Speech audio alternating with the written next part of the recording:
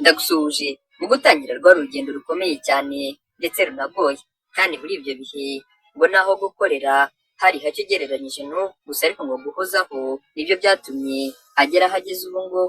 Uwo ni Iwacu Bruce, wamumenye kandi umukunda nka Bruce Melody mu ndirimbo zigiye zitandukanye yagiye aririmba, zirimo Tubivemo, Nundize, Catherine, Samoya, Funga Macho ndetse n'izindi zigiye zitandukanye. Bruce Melody ni umwe mu bahanzi nyarwanda kugeza ubu ngubu bakomeye kandi bakoze amateka akomeye mu muziki w'u Rwanda. Nubwo yatangiye mu bihe byari bigoye, uyu muhanzi akaba yinjiza agatubutse akora mu muziki, kandi buriya nyamara ntiwakizera ko yatangiriye ku busabusa. Nimunyemere muri iki kiganiro twibaza ibibazo bigira biti: ubundi uyu ni muntu ki? Yatangiye umuziki ryari? Kubera iki ari we yahisemo? Yinjiza angahe? Yakoranye izihe ndoto? Byose turabigarukaho muri iki kiganiro. Gusa niba uri mushyashya aha, ahakuri channel yacu tukugezaho amakuru agiye atandukanye, ibyegeranyo bicukumbuye bigaruka ku ngingo zigiye zitandukanye, amateka y'ibyamamare ndetse n'ibindi. Niba uri mushyashya rero kanda subscribe.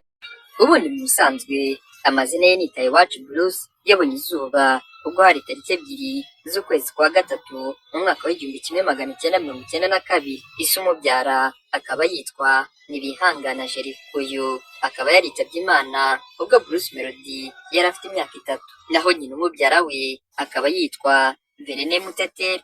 Uyu nawe akaba yaritabye Imana mu mwaka wa 2012. Bruce Melody akaba ari umwana wa kabiri mu muryango nyine ugizwe n'abana 3. Nawe nk'umwana wese yize amashuri abanza. Aya mashuri akaba yarayize kuri Ecole Primaire de Busanza, gusa ariko aha ntabwo yahasoreje kuko yaje kuva kuri iki kigo ajya kwiga kuri Groupe Scolaire ka Kanombe. Nyuma yo gusoza amashuri abanza yaje gukomereza amashuri yisumbuye muri Efoteke i Kanombe. Aya mashuri yisumbuye akaba yaraje kuyasoreza i Rwamagana ku kigo cya Rwamagana Islamic Secondary School. Bruce Melody ngo mu gukura kwe yakuze akunda umuziki cyane, dore ko nawe ari umwe mu bahanzi nyarwanda bakuriye muri korali z'abana mu rusengero. Ngaha mu rusengero yahigiye byinshi birimo nyine no kuririmba. Bruce Melody ngo yatangiye gukunda umuziki w'isi cyane ubwo yari mu mwaka wa 4 w'amashuri abanza. Muri icyo gihe aho yigaga, abahanzi bari bagezweho ni abahanzi bari mu itsinda rya KGB. Ngo kuri we iri tsinda ryamukundishije umuziki, atangira gutekereza ko ashobora kuba umuhanzi, nubwo nyine muri icyo gihe byasaga nk'aho ari inzozi gusa. Imwe mu nkuru atajya apfa kwibagirwa ngo ni uburyo akiri mu ishuri hari inshuti ye yamugiriye inama yo kwiba amafaranga iwabo kugira ngo bajyane i Rusizi gukora indirimbo ye ya mbere. Ibi rwose nawe ngo akaba yarabyemeye, ubundi akiba ayo mafaranga. Gusa ariko igitangaje, uyu mushuti we akaba yaramuriye ya mafaranga ndetse n'aya ndirimbo ntiyakora. Ngo kuri we yinjiye mu muziki bamujijura, nyine bamwigisha umuti. Rimwe rero ngo yaje kumenya ko rya tsinda rya KGB yakundaga rituye i Gikondo, nuko afata urugendo yiyemeza kujya kubareba. Ngo kuri icyo gihe yumvaga rwose nta kabuza naramuka ahuye nabo bakumva impano ye bari buze kumufasha. Ubwo amaguru ayaha umuhanda kuva i Kanombe aho bari batuye paka i Gikondo. Bruce Melody ngo kubw'amahirwe yageze yahura n'iri tsinda, maze umwe mu bari bagize iri tsinda amusaba ko yaririmba, nuko nawe araririmba, yumva aririmba neza, ahita yiyemeza kumufasha. Ku munsi wakurikiyeho yamujyanye muri studio aho bari bagiye gukora indirimbo ye ya mbere. Gusa ariko iyi ndirimbo bikaba bitarakunze ko isozwa gukorwa, kubera ko mu yindi minsi yose yakurikiyeho Bruce Melody yazaga muri iyo studio akimwa umwanya, kugeza ubwo ngo hari igihe yigeze kuza muri iyo studio umuriro ushizemo bamubwira ko ariwe wagombaga kuwugura, kandi mu by'ukuri yabaga yaguze n'igiceri cy'100 cyo gutega, dore ko yavaga iwabo n'amaguru akagera i Nyamirambo aho iyi studio yari. Ngo kuri icyo gihe ngo kumwaka amafaranga y'umuriro byamweretse ko bari kumwirukana. Ibi byatumye yumva abivuyemo, gusa ariko akimara gucika intege yaje kumva ko hari studio yafunguwe i Kanombe ya Ama-G The Black.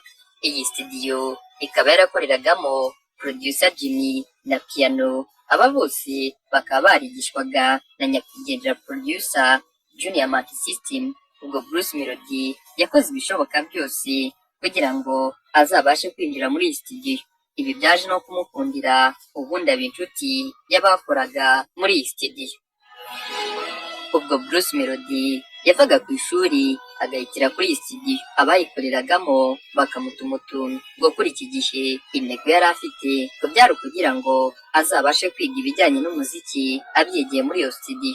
Ubwo ngo buri gihe iyo babaga bari kwiga nawe yabaga ari aho yitegereza neza cyane uko babikora ngo nawe azabikore. Mu nyuma Bruce Melody yaje kumenya gutunganya indirimbo, gusa ariko ibi bikaba byarakurikiwe no kwirukanwa muri iyo studio yari iya Ama G The Black. Ngo Bruce Melody yirukanwe muri iyi studio bitewe n'uko nyine ngo bari bamaze kubona ko yamajije kuba mukuru, ndetse bamwe bakanatinya ko ashobora kuzabakura ku mugati. Nyuma yo kuva muri studio ya Ama G The Black, Bruce Melody yaje gukora mu zindi studio zigiye zitandukanye nk'umuproduce, atangira gucakira amafaranga akiri muto nubwo atari menshi y'icyo gihe. Gusa ngo ubwo yasozaga amashuri yisumbuye nibwo yibutse ko yari afite inzozi zo kuzaba umuhanzi.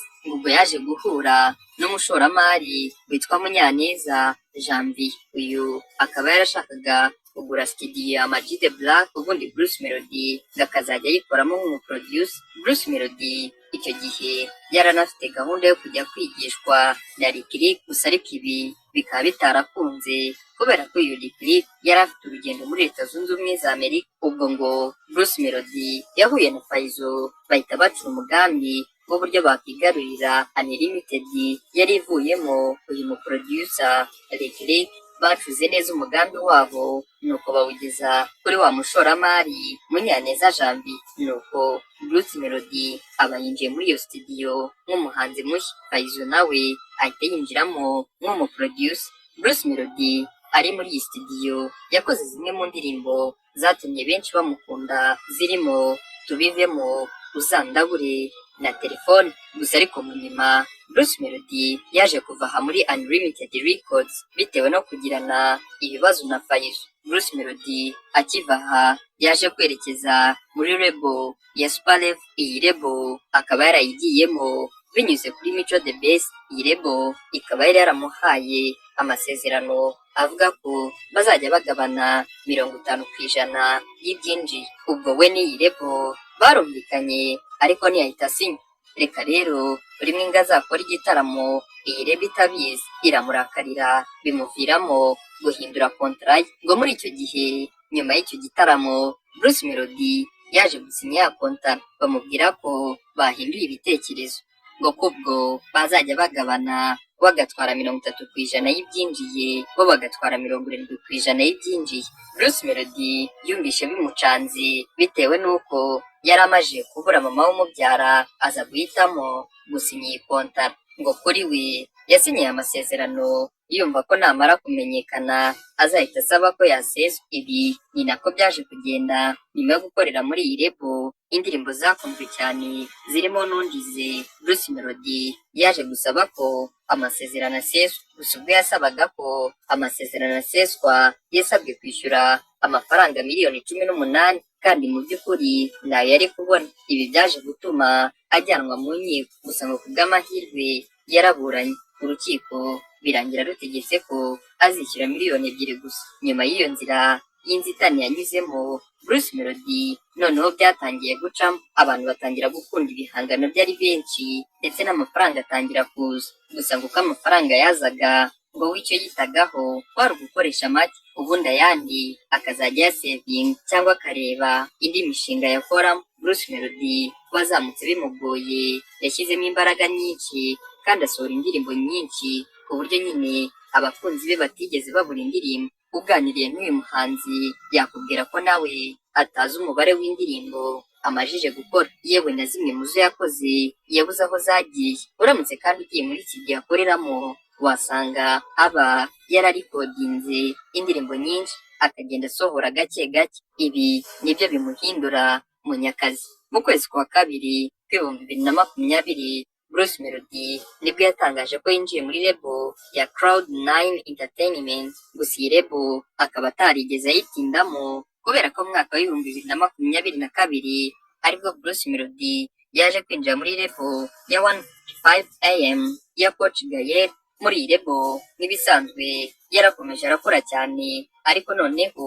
ibikorwa bye abishyira ku rundi rwego, dore ko yagiye akorana n'ibyamamare bikomeye cyane mu muziki birimo na Shaggy. Bakoranye indirimbo When She's Around, indirimbo yatumye Bruce Melody ajya gutaramira ku rubyiniro rukomeye rutigeze rutaramirwaho n'undi muhanzi w'umunyarwanda. Nk'ubwo uyu muhanzi yataramiye ahitwa Dallas na Miami, ahantu atarataramirwa n'undi muhanzi w'umunyarwanda. Muri make dushatse twagira tuti Bruce Melody amaze gukora ibihambaye mu muziki nyarwanda. Tugiye ku bihembo abitse, uyu muhanzi yatwaye Primus Guma Guma Superstar ku nshuro ya 8, abitse ibihembo 5 bya Salax Award, ibihembo 2 bya Kisama Award, ibihembo 4 bya Hip Hop n'ibihembo 3 bya The Choice, ndetse na kimwe cya Trace Award yatwaye nk'umuhanzi mwiza w'umunyarwanda. Uyu muhanzi bitewe n'uburyo akunzwemo cyane, bituma amakampani menshi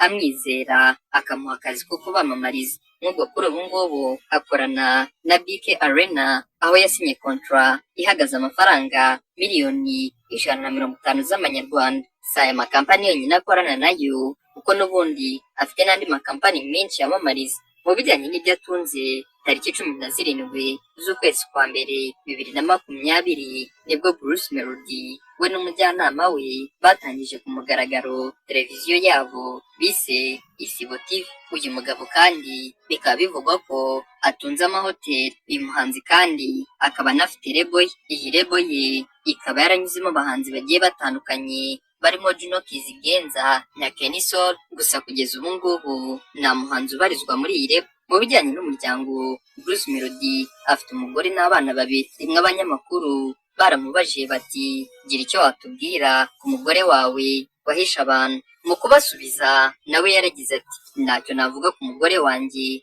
kubera ko yansabye kutamuvugaho cyangwa kumushyira mu bitangazamakuru, kubera ko we akunda ko ubuzima bwe butajya hanze.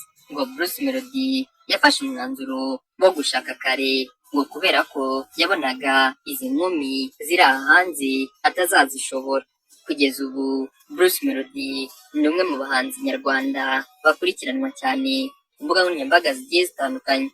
Nubwo kuri YouTube channel yiwe afite abasubscribers barenga 531, naho kuri Instagram akaba afite abafollowers barenga 972.